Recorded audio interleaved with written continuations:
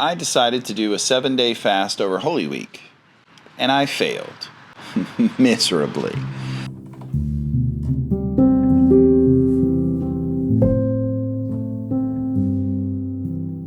I guess I should be generous to myself and say that I didn't fail entirely. I made it more than a day. Oh, you're serious? And honestly, I made it about twice as long as I'd ever fasted before. So in that regards, I did pretty well. You did great. You didn't do great. So where did I go wrong? One, I did not prepare very well. The weekend before the fast, I went to Louisville with several of my friends from high school. It was a great trip. We've been planning it for years. And ate and drank like I was completely out of my mind. Get in my belly! So, I did not set myself up for success. I just engorged myself in every sense of the word. Whew, not a great idea if you're starting a week-long fast on the following day. Number two, I hid this from everyone. I had this idea that if I could do this fast without anybody knowing, then it was somehow more respectable, more honorable. There's a section in the Bible that talks about, presenting yourself well while you're fasting, not to draw attention to it in order to gain sympathy. And that's kind of what I had in my mind. But at the same time, that's so stupid. So stupidly dumb. I had nobody to lean on. I had nobody to ask for support. Yeah, that was mistake number two. Mistake number three was I really didn't include God. I really did not pray for help or for strength or for courage. When I did pray, it wasn't about the fast. It wasn't to ask for strength or to ask for help. It was other things, and I pray a lot. So, I felt like I was doing that. I was checking that box. Going through the motions. I did not include God in this endeavor. It was really more about me and about my ability to be disciplined and to be strong. And It's all about me. God showed me very definitively that I can't do it by myself. So that was mistake number three. So the three mistakes: horrible preparation before the fast, not having a support structure during the fast, and number three is not including God in the process and leaning on His strength instead of my own.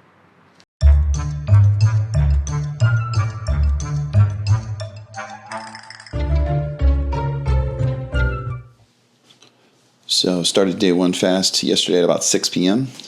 and it's almost 7 now, so I'm 12 hours in and doing pretty good. But I'm about to make breakfast for the rest of the family, and so we'll see how that goes. So as a move of cruel and unusual punishment, I had to pick up Chick-fil-A for my family. Not cool, not cool, not cool, not cool. I'm struggling. The day one of the fast is not going well. It's still day one, and I'm still so very hungry. I'm so hungry. I've yet to reach that happy, blissful place. Coming up a couple hours short of 24 hours, so I'll let you know. All right, day one of the fast is coming to an end. Just over 24 hours now, and it is Monday of Holy Week.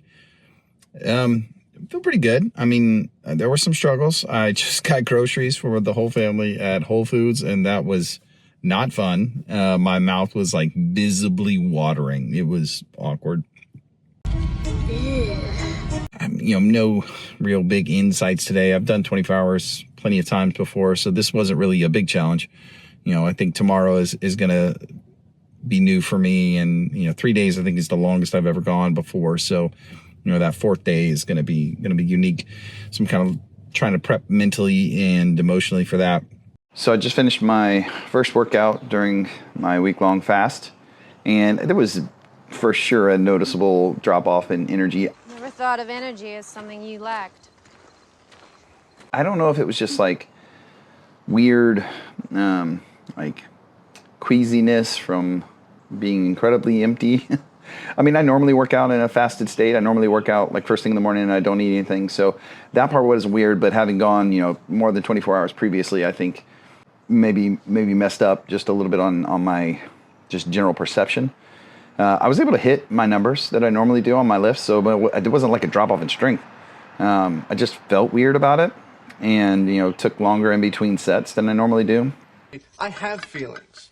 I definitely found, though, mentally, it's made me much more like introspective. So like when I was listening to my Bible in the Year podcast this morning, and then listening to some other podcasts and videos, I just was drawn to like much more thought provoking content and much more deep mindset kind of focus, religion, history.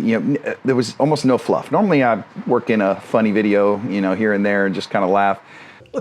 These funny cat videos just pop up. But man, this morning it was just like my mind was dialed in. It wanted to be stimulated. And that was really interesting. So morning of day 2, Tuesday of Holy Week. So I'll keep you updated. So it's 12:38 and I'm really hungry. It's been weird. I've been like jittery this morning, but for the most part, it's been okay. I'm feeling fine now. I just had some more water and, had some coffee this morning, so that was good. Yeah, I think it's just like right around the meal times that are the worst. And so I'm starting to pass lunch now and getting a little bit more stuff to do. So that's kind of keeping me driving. But I did get a little disheartened when I was like, oh, it's only Tuesday. So it's the morning of day 3 of the fast. I'm pushing probably 60 hours, somewhere in that neighborhood. And definitely feeling it this morning. I slept great. I had great recovery last night on my Whoop. Shout out Whoop. But my blood pressure was a little high this morning. Kind of a little higher than it normally is. So I'm going to keep watching that and see how that goes for the rest of the week. Definitely feeling a little lethargic going into the gym, but going to hit a workout. Usually I feel better afterwards. So we'll see how that goes. I just finished my workout on day 3 and do feel much better than I did when I recorded that earlier video. Energy was okay. I was able to lift the same weights, was able to go pretty hard, but definitely was pretty drained at the beginning and had to take longer set breaks than I normally do, but that's probably not the worst thing in the world. One thing, though, for sure noticed, my sense of smell is extremely heightened. What does that smell? So right now in Florida, the jasmine are fully in bloom. Take a look. See? All right. So that big clump of flowers is called jasmine. It is fantastic. Like the aroma from it is just super filling my nose. It's amazing. But of course, that also makes me hungry. So it's sort of a give and take. I'm so hungry and sad. Yep. And coming up, I'm so sad. I don't know how many hours, 3 days is 72 hours, and I'm just sad. Okay, so maybe an hour and 45 minutes of basketball after 3 full days of fasting was not the wisest choice. Duh. Pretty tired right now, and yeah, feeling pretty weak. But honestly, not that much weaker than earlier. So just got to finish out the day. So I just finished a roof and attic and interior inspection for a house down near Tampa. And I'm smoked. Like, super tired. Definitely energy is at 0. Feels like the 4th day of a fast. So I'm going to hold out. Just drink some more water. Drink water! That's all I need. Thanks. So I failed. I don't think I could have approached this fast any worse and executed it equally as bad. It's pretty frustrating for me. So I broke down last night and had quite a bit to eat. Food! Give me more food! I think what really hurt me the most was just like emotional. I'm a very emotional eater, so if I get upset or if I get frustrated, like that's where I lean to, as I lean towards food. And yeah, I did it, okay? I was eating my feelings. and that just kind of got me spiraling, and I didn't really have a great way to break out of it. One of the many mistakes I made is I didn't include people in this effort. I didn't have someone I could talk to. I didn't have somebody I could contact when I was spiraling to try to bring me back. And let me rephrase. I did have people that would happily and gladly do so. I didn't reach out to them. So it was all on my end. I have nobody else to blame. And I think that's what's so tough about this is that, I consider myself somebody of integrity. I consider myself somebody who does what they say and follows through. And, here is just concrete evidence that I did not. And again, it's very humbling. I'm pretty disappointed in myself. Sure. I know all the lines. I know all the coaching responses. I know all the fatherly advice and because I've had good coaches, I've had good parents, and they're going to tell me, hey, this is just making you into a better person, or, sometimes you have to be humbled in order to approach it with the right respect and be better in the future. And, you can't know victory until you've known defeat and all the things, but that really doesn't help you in the moment when you're pretty disappointed and you're just complete lack of discipline, I guess is the best way to put it. For me, I started to spiral into a place of why am I doing this? What am I risking anything for? What is the purpose? And I couldn't come to a good answer. And I think that was kind of the beginning of the end. And then I started to rationalize, well, I made it 4 days and that was pretty good. Or, I do have a pretty physical job that's kind of scary and I have to drive a long way. And if I'm drowsy or if I'm lightheaded on a roof, could be very dangerous. And the problem is with arguments like that is that they're true. The truth is that if I'm lightheaded in an attic, I could die. I could legit pass out in an attic. No one would come looking for me. I would stay up there for hours before the homeowner realized I was stuck up there. And then how would they get me down? So, in an attic in Florida, in the middle of the day, that's very dangerous. Similarly, I climb on roofs every day. I was on a roof yesterday. I'm going on a roof now. Let's say I get dizzy while I'm climbing on a roof and legit just fall off. That's it for me. Or I pass out while I'm driving. All of those are very reasoned and logical arguments.